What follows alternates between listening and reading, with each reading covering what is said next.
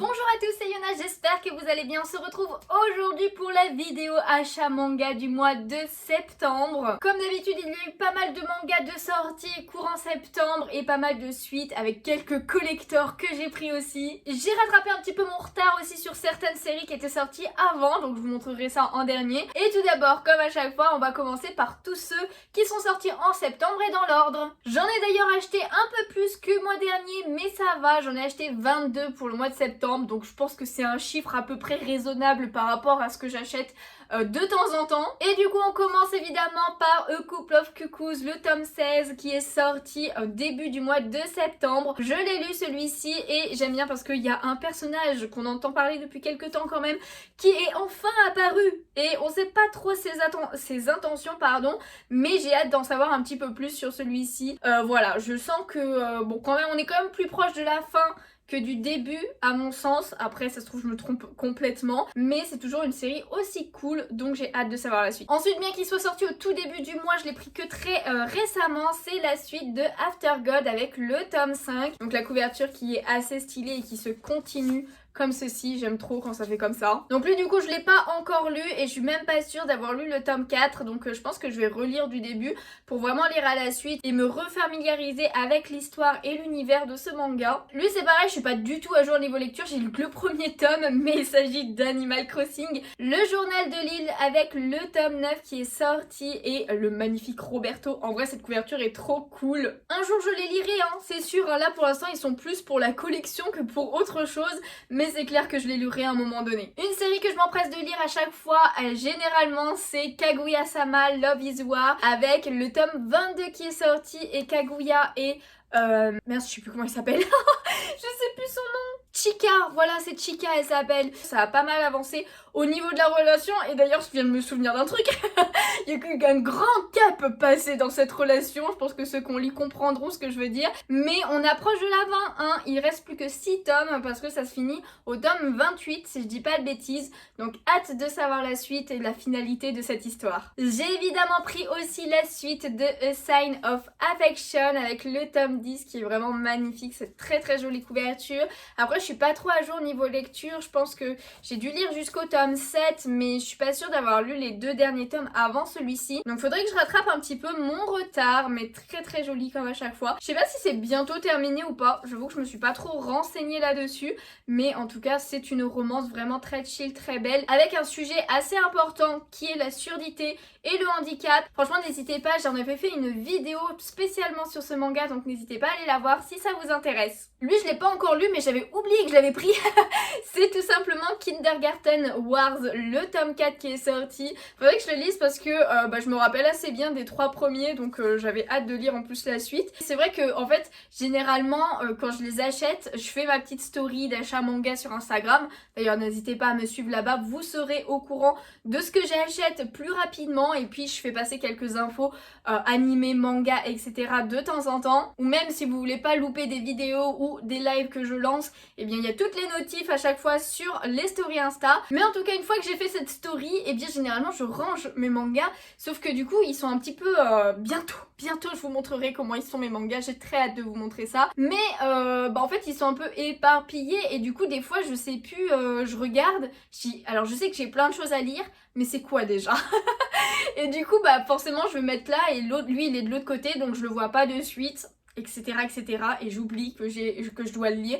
Donc écoutez, lui maintenant je vais le mettre de côté, ce sera ma prochaine lecture. Ensuite on attendait la suite avec impatience de ce manga, Les Mémoires de Vanitas, avec le tome 11 qui est sorti en version collector. Et oui je suis trop contente d'avoir réussi à prendre le collector parce que j'étais pas sûre, j'ai pas pu y aller le jour de la sortie à la Fnac, donc j'y suis allée quelques jours après et il y était encore, j'étais trop contente, c'était le dernier en plus. Donc voici pour la couverture du collector. Et la couverture normale c'est celle-ci, elle est aussi très belle, elle change pas non plus tant que ça à part que c'est pas le même personnage. Et avec ce tome eh bien nous avions ce petit livret qui s'appelle Brocante, Les Mémoires de Vanitas de 2009 à 2015. 15 et en fait c'est toute une série de croquis que la mangaka a fait durant tout le long de son œuvre, voilà, avec des petites explications, etc., de plein de personnages qui existent dans le manga. Franchement, il est assez long, voilà, il est assez épais quand même comme cahier de croquis, j'ai envie de dire, donc c'est plutôt pas mal. On a même un petit croquis de Vanitas derrière, il est trop chou. Donc écoutez, c'est pas forcément ce que je préfère, les croquis, je préfère vraiment les artbooks, les illustrations en mode couleur, etc. parce que justement ça change de ce qu'on voit dans le manga. Mais écoutez, c'est un item en plus, on prend évidemment. Alors par contre, sachez que je ne l'ai pas lu, j'ai même pas lu le tome 10, mais en fait il y a tellement de temps entre chaque tome que l'histoire je m'en rappelle plus trop, faudrait que je relise depuis le début en fait. Un autre tome qui est sorti en collector, mais malheureusement je l'ai pas trouvé, du coup je l'ai pas pris, mais c'est pas bien grave. C'est le tome 12 de Le Jeu de la Mort, voilà, qui est sorti avec une version collector qui avait l'air assez stylée. Mais écoutez, c'est pas bien grave. Dans tous les cas, ce tome-ci, je ne l'ai pas encore lu non plus. Je crois que j'avais lu le tome 11 par contre, mais pas encore celui-ci. Évidemment, j'ai aussi pris la suite de Aiden's Zero avec le tome 31 et la couverture qui se regarde de côté comme ça, en mode paysage. J'aime bien, c'est la deuxième fois, enfin le tome 30 c'était pareil, en mode paysage, et là ils ont refait la même chose. Je ne l'ai pas encore lu non plus, mais je suis grave en retard sur Aiden's Zero, faudrait vraiment que je le rattrape, mais faudrait déjà que je me rappelle à quel tome je m'étais arrêtée. Mais vous inquiétez pas, je pense que ça ne saurait tarder quand même. Et qui dit Aiden's Zero, évidemment à chaque fois il y a le tome de Fairy Tail 100 Years Quest qui sort en même temps. Donc voilà, le tome 17 est sorti en même temps avec le dragon doré et tout. Alors je sais pas du tout d'où il sort ce dragon. J'avoue que comme pour Aiden's Zero, je suis en retard dans ma lecture de Fairy Tail 100 Years Quest. D'ailleurs, je sais pas si... Est-ce que vous regardez l'anime? N'hésitez pas à me dire ça en commentaire, j'avoue que je le regarde pas. Mais je devrais peut-être m'y mettre en fait. Donc voilà, faudrait que je rattrape ce retard et celui d'Aiden's Zero aussi. Un collector par contre que je ne voulais absolument pas louper, c'est le tome 17 de Horimiya. Et oui, petit tome en plus parce que la série se termine vraiment en 16 tomes. Le tome 17 quant à lui, en fait, on reprend des passages qui n'ont pas été mis dans l'histoire de base, voilà, des petits scénarios, etc. que l'auteur n'avait pas mis dans l'histoire de base, et surtout aussi le dernier chapitre est remis dans ce tome mais avec les yeux d'Ori, parce que c'est vrai qu'on avait la version de Miyamura pour la fin de l'histoire, et là on aura la version de Ori. J'ai très hâte de lire parce que j'ai pas encore eu le temps de le lire. D'ailleurs voici la version classique en rose comme ça, j'aime beaucoup aussi. Et surtout avec, on avait deux items qui sont plutôt cool. Tout d'abord on avait ce petit Memorial Book qui est un mini artbook avec plein d'illustrations de nos personnages en couleur et tout, donc je préfère clairement ce genre d'item. Franchement il y a de très très belles illustrations en mode Halloween là un petit peu. Donc voilà le petit mémorial, et surtout il y a ça. Et ça les amis, c'est tout simplement un puzzle. Voilà, un puzzle de 500 pièces avec 7 illustrations. Donc voilà, avec les contours comme ça qui sont vraiment très très sympathiques aussi. Rien que la boîte est trop mignonne avec l'arrière comme ceci. Voici pour la boîte en elle-même avec évidemment toutes les pièces de puzzle. J'ai très hâte de le faire. Et ensuite il y a un mini poster avec l'illustration justement du puzzle, et c'est plutôt pas mal pour s'aider ça franchement. Sachez que personnellement j'adore les puzzles, j'en fais d'autres déjà. Bon généralement c'est plus des 1000 pièces que je fais, mais 500 pièces c'est déjà pas mal pour un collector. Franchement c'est un item trop bien. C'est la deuxième fois en plus que j'ai un puzzle d'animé, parce que la première fois c'était un collector de l'atelier des sorciers, pareil, un puzzle de 500 pièces, et franchement il est trop beau aussi. Je l'ai toujours pas fait parce que je prends pas le temps. J'ai plein de puzzles, je dois au moins voir 5-6 puzzles dans leur boîte qui ne sont pas du tout faits. Il faudrait que je les fasse mais je prends pas le temps, sachant qu'en plus c'est quand même un peu plus fun à faire à plusieurs que tout seul. Donc je vais embarquer mon chéri là-dedans. Mais du coup ces petits puzzles, je pense que je les ferai en live sur Twitch à un moment donné, voilà, pendant un événement anniversaire Twitch ou un truc du genre. Je pense que ça peut être plutôt pas mal. On continue quand même parce qu'on n'a pas fini avec les mangas. Évidemment j'ai pris la suite de Shadows House aussi avec le tome 15. Donc voilà, en plus je suis à jour sur cette série, donc là clairement je vais pouvoir lire ce tome-ci directement parce que j'ai pas encore eu le temps de le faire. Mais Shadows House c'est toujours une série genre qui nous tient en haleine carrément. Les personnages sont trop bien, même s'ils sont enfants, et bien on a grave envie de les soutenir, on les suit grave dans leur histoire, etc. Et c'est assez atypique et tout, et j'ai hâte de savoir la suite. Alors lui je vais le lire très rapidement, c'est juste que j'ai reçu les mangas avant-hier donc je ne les ai pas encore lus. Mais la suite de Yona, Princesse le L'aube, évidemment que je l'ai pris. Regardez-moi ce magnifique tome 42 avec l'illustration qui se continue comme ça. Dommage qu'il y ait la tranche rouge qui qui casse un peu l'illustration parce que normalement ça se continue, mais un manga, un shoujo qui est génialissime. J'en ai fait une vidéo aussi il y a pas si longtemps que ça de ce manga. Si vous connaissez pas, franchement lisez-le, il faut absolument le lire. Si vous avez vu que l'animé, mais qu'est-ce que vous attendez pour lire la suite? En tout cas lui c'est clairement ma prochaine lecture de suite là. Ce soir je le lis. Et enfin le dernier qui est sorti au mois de septembre et que j'ai pris pour l'instant, c'est le tome 3 de Rose Bertin, la couturière fatale, pardon, avec cette très jolie couverture. J'aime beaucoup, pareil, j'ai adoré les 2 premiers tomes, donc clairement je vais le lire assez rapidement. Franchement les dessins sont vraiment magnifiques et puis on suit une femme qui veut devenir la plus grande couturière de France dans la période où il y a Marie-Antoinette, Louis XIV, etc. etc. Donc franchement j'aime beaucoup cette époque par rapport aux tenues que les